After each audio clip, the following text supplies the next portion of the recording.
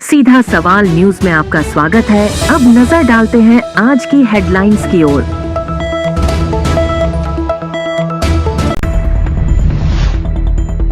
मंदिर से कलश चोरी के मामले में ग्रामीणों का आक्रोश ज्ञापन सौंपकर कार्रवाई की मांग। छोटी सादड़ी में समर्थन मूल्य पर मूंगफली की खरीद जोरों पर, पहली बार केंद्र खुलने से किसानों को बड़ी राहत। क्षेत्रीय विधायक डॉक्टर सुरेश धाकड़ ने सामूहिक विवाह सम्मेलन स्थल पर किया ध्वजारोहण। धर्म, संस्कृति और सनातन चेतना का अद्भुत समागम होगा भागवत कथा।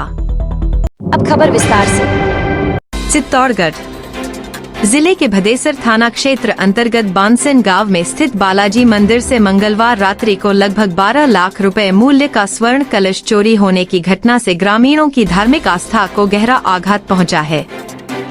इस घटना के बाद समस्त ग्रामवासी एकजुट होकर अपनी पीड़ा और चिंता शांतिपूर्ण एवं धार्मिक तरीके से व्यक्त करने जिला कलेक्ट्रेट पहुंचे। ग्रामीणों ने कलेक्ट्रेट परिसर में मानव श्रृंखला बनाकर अनुशासित विरोध प्रदर्शन किया तथा भगवान हनुमान की उपासना करते हुए हनुमान चालीसा का पाठ किया। इसके पश्चात जिला कलेक्टर एवं पुलिस अधीक्षक को ज्ञापन सौंपकर गांव में बढ़ रही चोरी की घटनाओं पर प्रभावी कार्रवाई की मांग की गई। ग्रामीण प्रदीप लड्ढा ने जानकारी देते हुए बताया कि पिछले 1 वर्ष से बानसेन गांव में लगातार चोरी की घटनाएं सामने आ रही हैं, जिनकी शिकायतें समय समय पर थाने में दी गईं, लेकिन अपेक्षित ठोस कार्रवाई नहीं हो पाई।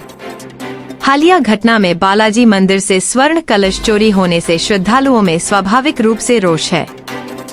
इसी कारण बीते 2 दिनों से गांव के बाजार स्वेच्छा से बंद रखे गए हैं।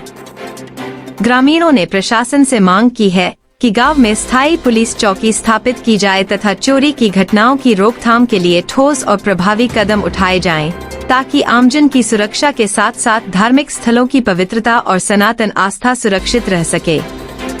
इस अवसर पर बड़ी संख्या में ग्रामवासी उपस्थित रहे और सभी ने शांति, संयम एवं एकजुटता के साथ अपनी बात प्रशासन के समक्ष रखी।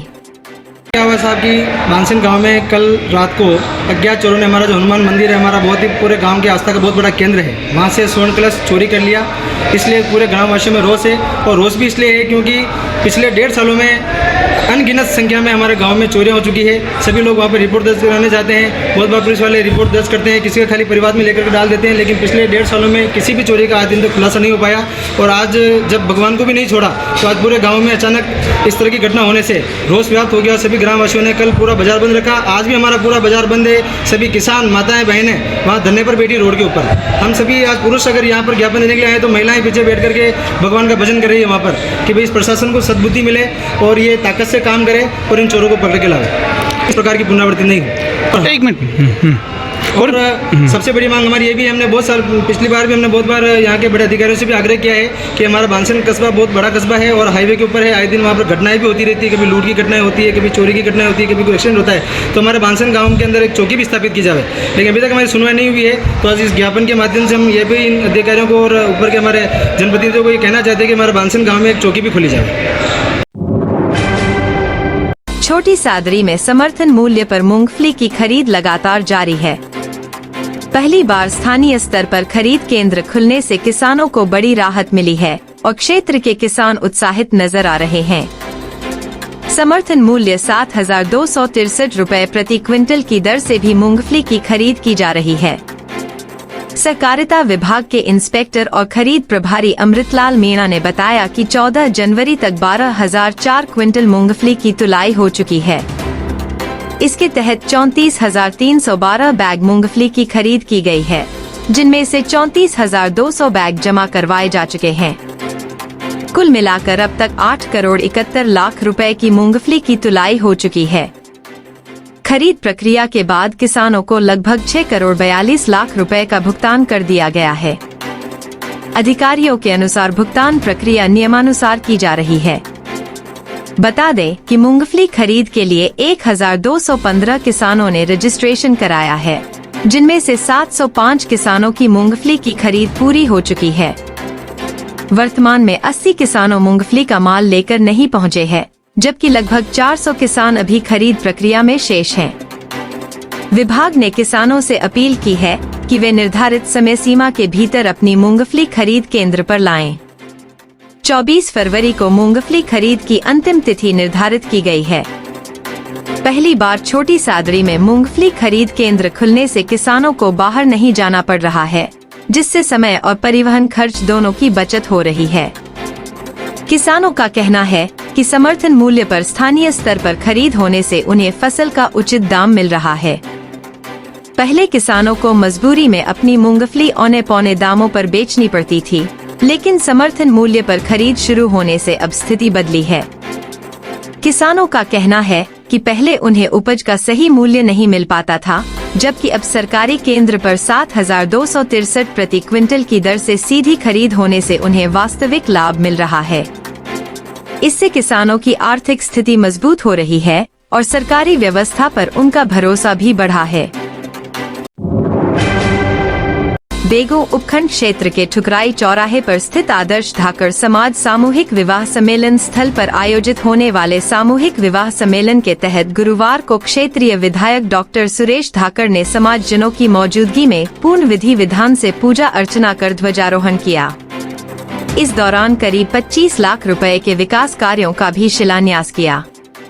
जानकारी के अनुसार क्षेत्रीय विधायक डॉक्टर सुरेश धाकड़ गुरुवार को बेगों उपखंड क्षेत्र के ठुकराई चौराहे पर स्थित आदर्श धाकड़ समाज सामूहिक विवाह सम्मेलन स्थल पर पहुंचे, जहां आगामी 23 जनवरी को आयोजित होने वाले आदर्श धाकड़ समाज के सामूहिक विवाह सम्मेलन के तहत समाजजनों की मौजूदगी में पूर्ण विधि विधान से पूजा अर्चना कर ध्वजारोहण किया। इस दौरान क्षेत्रीय विधायक डॉ धाकड़ ने सामूहिक विवाह सम्मेलन स्थल पर 10 लाख रुपए की लागत से बन रही 4 दीवारी निर्माण एवं 15 लाख रुपए की लागत से बन रहे खुले बरामदे का शिलान्यास किया। इस दौरान सामूहिक विवाह सम्मेलन कमेटी के पदाधिकारी एवं सदस्य मौजूद थे। चित्तौड़गढ़ में धर्म, संस्कृति और सनातन चेतना का अद्भुत संगम 17 जनवरी से सेतुमार्ग स्थित रतनबाग में देखने को मिलेगा। सनातन गौरव समिति चित्तौड़गढ़ के तत्वावधान में आयोजित 7 दिवसीय श्रीमद्भागवत कथा का शुभारंभ 351 कलशों के साथ निकलने वाली ऐतिहासिक एवं विराट शोभा यात्रा से होगा। यह आयोजन शहर ही नहीं बल्कि आसपास के ग्रामीण अंचलों में भी भक्ति और उत्सव का अनुपम वातावरण निर्मित करेगा। आयोजन को लेकर सेतु मार्ग स्थित रतनबाग में आयोजित पत्रकार वार्ता को संबोधित करते हुए सनातन गौरव समिति के संयोजक प्रवीण टाक ने जानकारी दी कि ध्यान योगी श्री श्री 1008 परम पूज्य गुरुदेव अनंत विभूषित महामंडलेश्वर उत्तम स्वामी जी महाराज उत्तम सेवाधाम बांसवाड़ा के मुखारविंद से 17 जनवरी से 23 जनवरी तक प्रतिदिन दोपहर 12 बजे से सायं 3 बजे तक श्रीमद्भागवत कथा का वाचन किया जाएगा। कथा से पूर्व प्रतिदिन एक कुंडीय यज्ञ संपन्न होगा, जिसमें प्रतिदिन 5 जोड़े आहुतियां अर्पित करेंगे। समिति के सह संयोजक शैलेंद्र झंवर ने बताया कि कथा के प्रथम दिवस 17 जनवरी को प्रातः 9:30 बजे छबीला हनुमान जी मंदिर से भव्य कलश एवं शोभा यात्रा प्रारंभ होगी।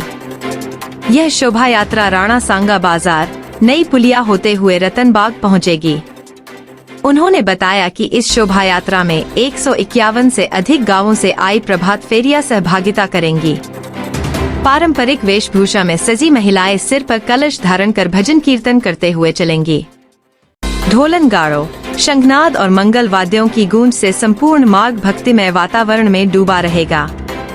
गौरव त्यागी एवं विश्वनाथ टांक ने बताया कि शोभा यात्रा में हाथी, घोड़े, सुसज्जित बग्गिया, केसरिया ध्वज, आकर्षक धार्मिक झांकियां तथा भगवान महाकाल की भव्य झांकी विशेष आकर्षण का केंद्र रहेंगी। शोभा यात्रा मार्ग पर शहर में जगह जगह तोरण द्वार, पुष्प वर्षा, आरती एवं स्वागत मंच सजाए जाएंगे। सामाजिक संगठनों, व्यापारिक प्रतिष्ठानों और मोहल्ला समितियों द्वारा शोभा यात्रा का भव्य अभिनंदन किया जाएगा। केसरिया पताकाओं से सजे मार्ग, दीपों की श्रृंखला और पुष्प सजावट से पूरा शहर धर्ममय उत्सव में तब्दील हो जाएगा। श्रद्धालुओं के लिए श्रीमद्भागवत कथा को लेकर कथा स्थल रतनबाग में विशाल एवं आकर्षक पांडाल का निर्माण कार्य अंतिम चरण में है। धार्मिक एवं सांस्कृतिक थीम पर सुसज्जित इस पांडाल में हजारों श्रद्धालुओं के एक साथ बैठने की समुचित व्यवस्था की जा रही है। भव्य मंच, पुष्प सजावट, आकर्षक रोशनी, उत्कृष्ट ध्वनि व्यवस्था एवं विशाल LED स्क्रीन लगाई जा रही हैं, जिससे प्रत्येक श्रद्धालु कथा का श्रवण सहज रूप से कर सके। साथ ही कथा स्थल पर महापुरुषों के चित्र भी लगाए जा रहे हैं। महिलाओं की सहभागिता एवं व्यवस्थाओं की जानकारी सरस्वती शर्मा एवं लीला आगाल ने आयोजन की तैयारियों को लेकर विस्तृत जानकारी साझा की। समिति ने समस्त नगरवासियों एवं श्रद्धालुओं से अपील की है कि वे इस भव्य, विशाल, ऐतिहासिक और दिव्य श्रीमद् भागवत कथा एवं शोभा यात्रा में सपरिवार सहभागिता कर धर्म लाभ अर्जित करें। सनातन गौरव समिति चित्तौड़गढ़ के तत्वाधान में परम पूजनीय उत्तम स्वामी जी महाराज जी की भागवत कथा का आयोजन 17 जनवरी से 23 जनवरी के मध्य यहाँ रतन बाग में आयोजन होने जा रहा है और दोपहर 12 बजे से 3 बजे तक कथा का समय रहने वाला है और भव्य शोभा यात्रा के रूप में 17 तारीख प्रातः 10 बजे छबीला हनुमान जी से हमारी भव्य शोभा यात्रा का प्रारंभ होगा, जो रतन बाग में आकर 12 बजे यहाँ पहुँचेगी और कथा का आयोजन रहने वाला है। कथा के बाद सभी भक्तों के लिए महाप्रसाद की व्यवस्था यहाँ की गई है और प्रतिदिन आरती में सभी समाज बंधुओं से आग्रह किया गया है कि प्रत्येक समाज के बंधु आकर के और समापन की आरती करेंगे। एक छोटी सी हमने यहाँ यज्ञशाला, एक कुंडी यज्ञशाला का निर्माण किया गया है। उस यज्ञशाला में भी हमने प्रत्येक समाज से 5 जोड़ों को बुलाया।